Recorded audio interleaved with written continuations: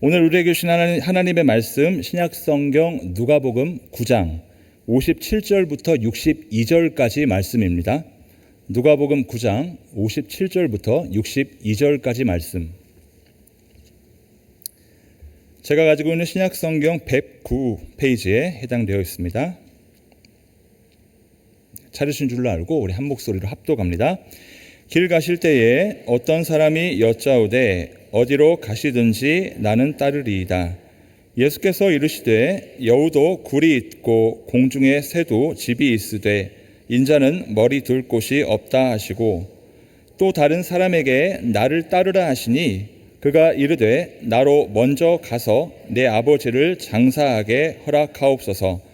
이르시되 죽은 자들로 자기의 죽은 자들을 장사하게 하고 너는 가서 하나님의 나라를 전파하라 하시고, 또 다른 사람이 이르되 주여 내가 주를 따르겠나이다마는 나로 먼저 내 가족을 작별하게 허락하소서. 예수께서 이르시되 손에 쟁기를 잡고 뒤를 돌아보는 자는 하나님의 나라에 합당하지 아니하니라 하시니라. 아멘. 할렐루야. 이 시간 또다시 말씀으로 우리를 가르치시고 새롭게 하실 하나님을 기대하며 그분을 찬양합니다. 여러분 오랜만에 손가락 인사 한번 하겠습니다. 샬롬. 승리하세요. 세상에서 사랑하세요. 오직 예수. 여러분 많이 해야 될 것 같습니다. 다시 한번 하겠습니다. 샬롬. 승리하세요. 세상에서 사랑하세요. 오직 예수. 여러분 반복이 뇌 건강에 아주 좋다고 합니다. 자주 반복하시기 바라고요. 네, 계속해서 서로를 축복하고 또 이 교회와 또 이 신앙 공동체가 늘 믿음으로 또 성령으로 화기애애했으면 좋겠습니다. 자, 여러분 이 시간 먼저 질문을 하나 드리고 싶은데요. 여러분은 예수님의 제자입니까? 성가대만 크게 대답을 하시는데 다시 한번 묻겠습니다. 정말로 예수님의 제자가 맞습니까? 사실 이 대답이 자신이 있는 것 같기도 하고 없는 것 같기도 할 것입니다. 왜 그럴까요? 아마도 다양한 이유가 있겠죠. 하지만 이 질문에 답을 하기 위해서는 아무래도 이 제자라는 단어의 뜻과 의미를 바르게 정립해야 할 것입니다. 신약 성경에서 일반적으로 제자라는 의미로 사용된 단어는 마데테스인데요.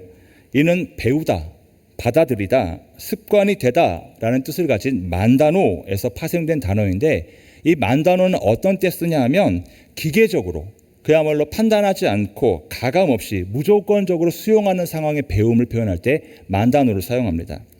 그러니 이러한 단어의 뜻을 반영하자면 마데테스, 즉 제자란 스승과 늘 함께하는 사람, 그리고 그분의 가르침을 가감없이 받아들이고 자기 행동의 지표로 삼는 사람입니다. 그렇기 때문에 제자에게는 반드시 요구되는 것이 있죠. 그것은 스승을 따르는 자로서의 삶의 방식, 즉 제자도입니다. 여러분, 예수님을 따르는 우리 역시 분명 제자라고 할 수 있습니다. 그렇다면 우리가 따라야 할 제자도는 과연 무엇일까요? 자, 9장 23절 말씀 함께 읽겠습니다. 시작. 자기를 부인하고 날마다 제 십자가를 지고 나를 따를 것이니라. 아멘. 자, 예수님께서 말씀하신 것처럼, 그리고 우리가 익히 잘 알고 있는 것처럼 자기를 부인하고 자기 십자가를 지는 것, 즉 나의 모든 특권과 선택권을 내려놓고 매 순간 스승이신 예수님의 부르심에 철저하게 응답하는 믿음과 삶, 그것이 바로 제자도입니다. 그러니 분명 쉽지 않은 길이죠. 오늘 우리가 함께 읽은 본문에는 이처럼 예수님의 제자가 되고자 하는 세 사람이 등장합니다. 그러나 그들은 각자의 이유로 인해 스승이 바라는 제자로서의 가르침, 즉 제자도 앞에서 머뭇거리게 되고 결국 그 부르심에 응답하지 못했습니다. 여러분, 그래서 오늘 이 시간에는 오늘 본문에 등장하는 세 사람을 통해서 현재 나는 어떤 유형의 제자에 해당되는지를 냉정하게 진단해보고, 만약 여기에 해당된다면 이제는 여기에서 벗어나 참된 제자의 길을 향해 믿음으로 나아가는 결단과 헌신이 이어질 수 있기를 기대합니다. 자, 57절과 58절 말씀 함께 읽겠습니다. 시작.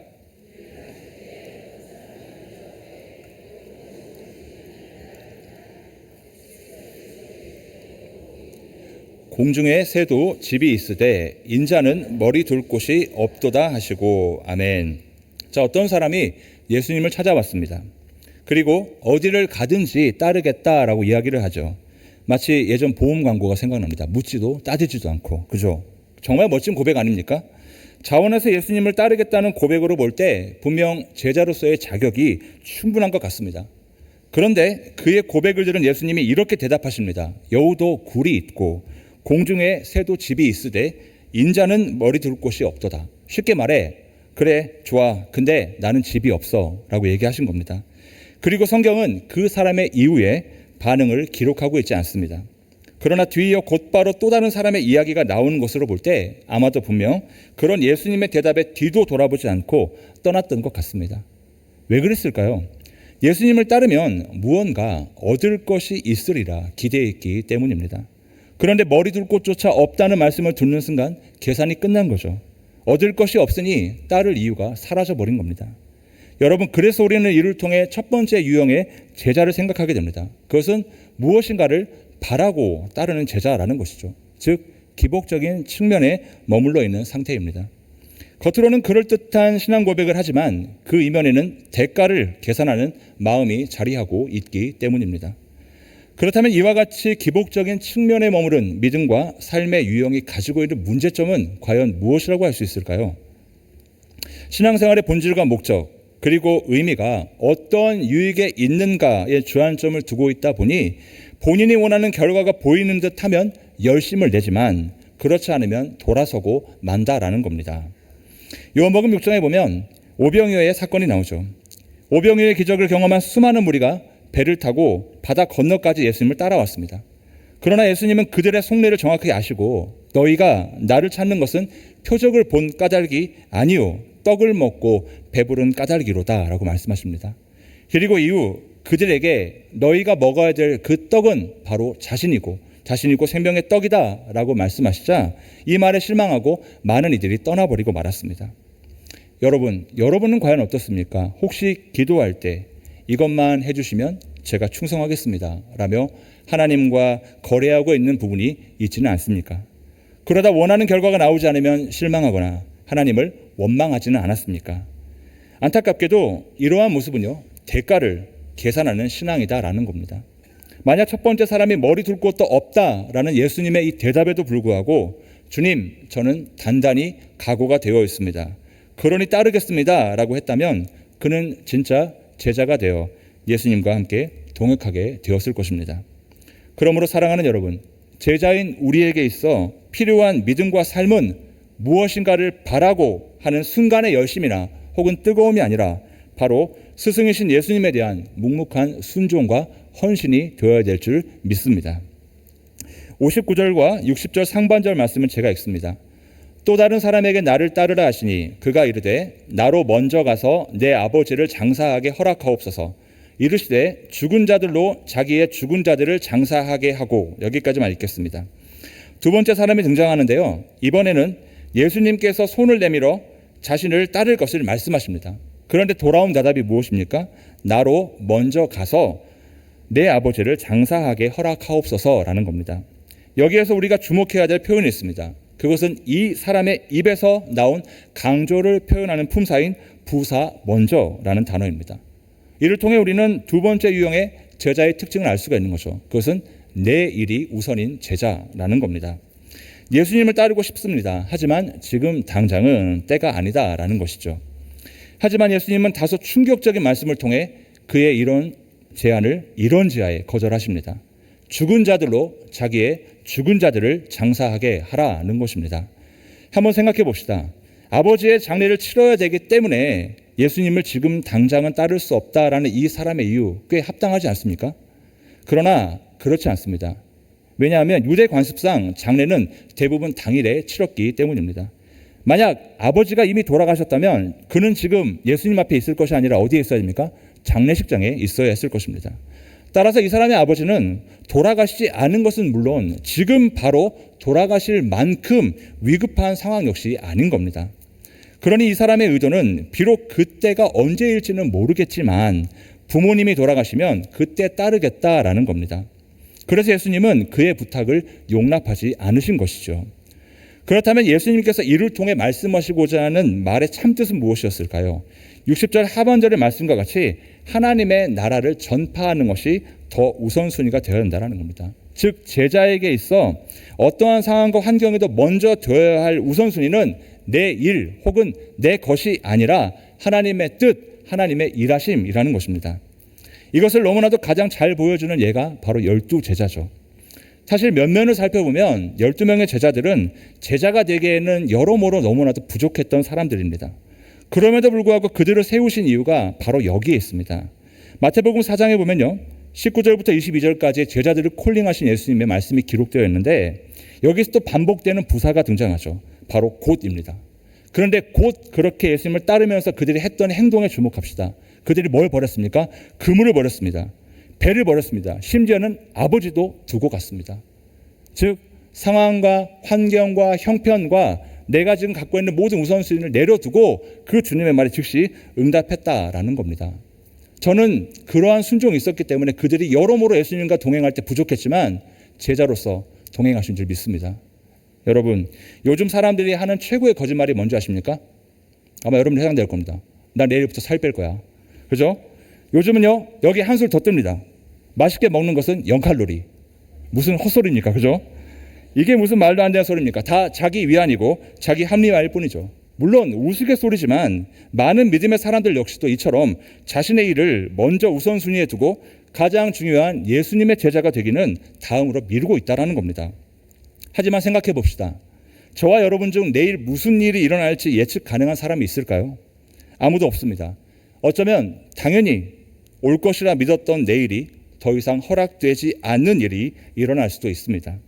그렇기 때문에 지금 당장 나를 따르라고 하는 예수님의 명령은 어쩌면 그런 우리를 향한 간절한 생명의 외침과도 같은 것이죠.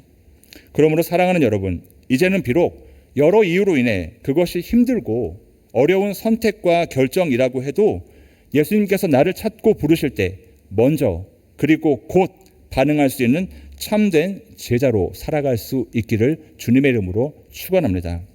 이유가 분명하죠. 마태복음 6장 31절과 33절의 말씀 보면 이 모든 것이 너희에게 있어야 될 줄을 누가 다 아십니까? 주님이 아십니다. 또한 그렇게 우리가 주님의 일에 그분의 뜻과 그분의 일하심에 매진할 때 더하시겠다라는 약속까지 하셨기 때문이죠. 그러므로 여러분, 우리에게서 주님의 부르심에 대한 응답은 즉시 곧이 되어야 될 줄 믿습니다. 61절과 62절 말씀 함께 읽어볼까요? 시작.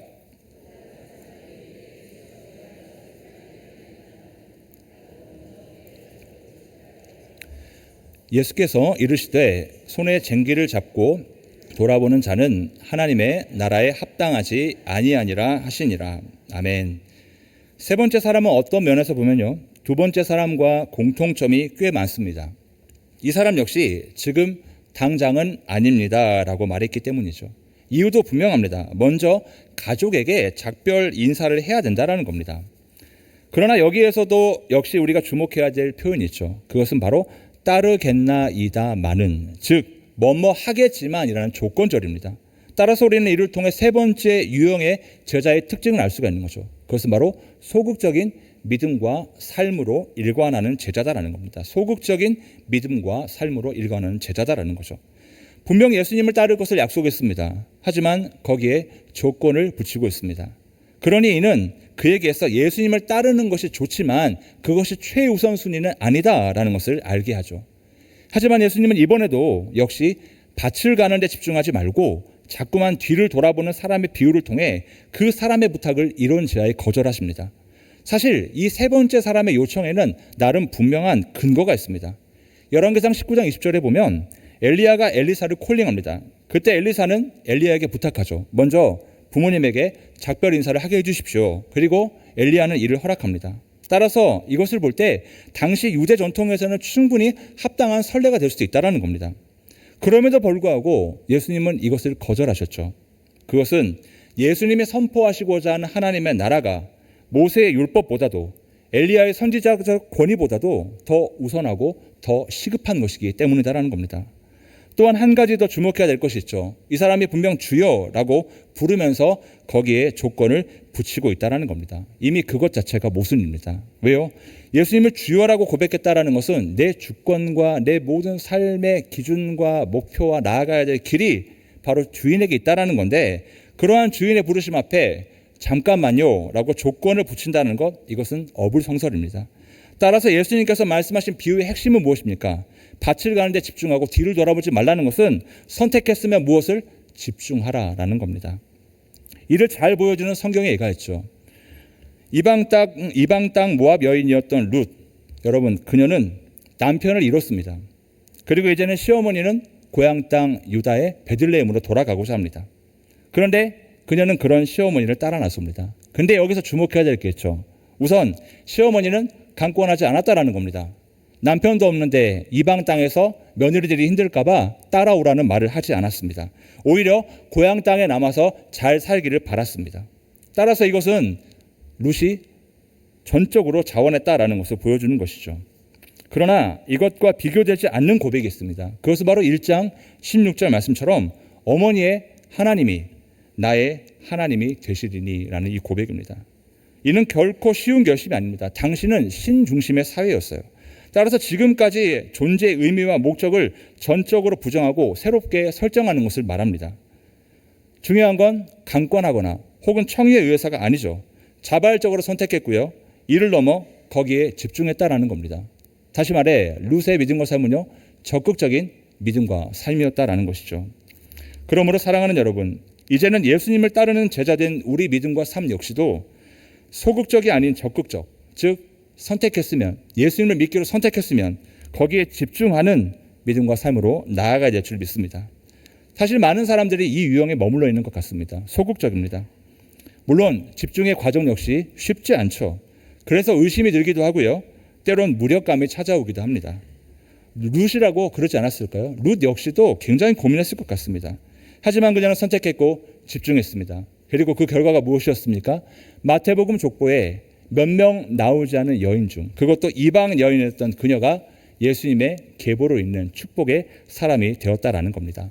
그러니 여러분, 우리가 선택하고 또 결정했다면 이제는 집중함으로써 하나님의 놀라운 축복을 누릴 수 있기를 주님의 이름으로 권면합니다. 이제 말씀을 정리하고자 합니다. 여러분, 우리는 오늘 이 시간 예수님을 따르는 제자가 되기를 원하지만 그렇게 되기에는 어딘가 조금씩 부족한 세 사람의 모습을 보았습니다.